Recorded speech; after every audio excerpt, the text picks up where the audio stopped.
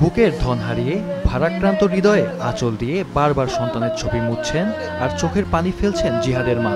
একটি বুলেট শেষ করে দিয়েছে তার সেই আশা। সন্তানের গেঞ্জি হাতে বিলাপ করছেন মা শাহিনুর বেগম। শেষ বয়সে ছেলে কাছে থেকে তাদের সেবা যত্ন করবে এমনটাই আশা ছিল তার। শোকে স্থবির বাবা নুরুল আমিন মোল্লা। সন্তান হত্যার বিচার চান তারা।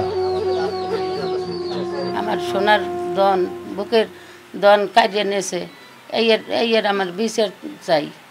আমি আর কি করবো বাবা, আমি আর চামু কি কমে চামু কি করবো?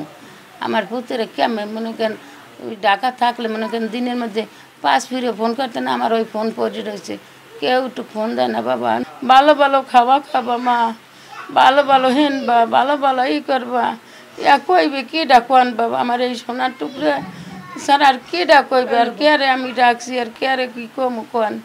আমি তো কইতে পারি না কি করবো। আমার মনে করেন বুকটার মধ্যে কি করে এমন করে তো দেখাইতে পারতাম, তাহলে আপনারা কইতে পারতাম না ওই এরকম করে বা ওইরকম করে। আমি কি করবো তা আমি নিজেই কইতেই না। আমার বাবা তো কোনো মিটিংয়ে যায় নাই।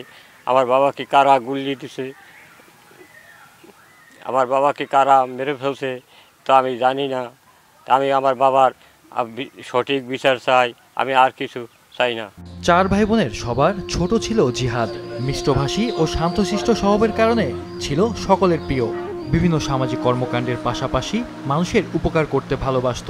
স্বপ্ন ছিল ক্রিকেটার হওয়ার। কোনো রাজনৈতিক দলের সাথে সম্পৃক্ততা না থাকার পরেও কেন তাকে এমন নৃশংসতার শিকার হতে হলো, এ প্রশ্ন স্বজনদের। গত 19শে জুলাই আমার ছোট ভাই ধনিয়া কলেজের সামনে গুলিবিদ্ধ হয় 1 ঘন্টার মাথায় ঢাকা মেডিকেল কলেজ হাসপাতালে সে মৃত্যুবরণ করে। আর আমরা এই হত্যাকাণ্ডের সুষ্ঠু বিশ্বাসযোগ্য তদন্ত চাই এবং দোষীদের বিচারের আওতায় আনলে কেবল আমাদের ভাইয়ের আত্মা শান্তি পাবে। ওর বুকে গুলি লাগার পর একজন ফোন করছে যে আফা ওর গায়ে গুলি লাগছে। তারপরে সে বলছে যে তুমি কার কাছে ফোন দেবো? সে বলছে যে মার কাছে ফোন দাও। তারপর ও মার কাছে ফোন দেয় না, বড় ভাইয়ের কাছে ফোন দিয়েছে।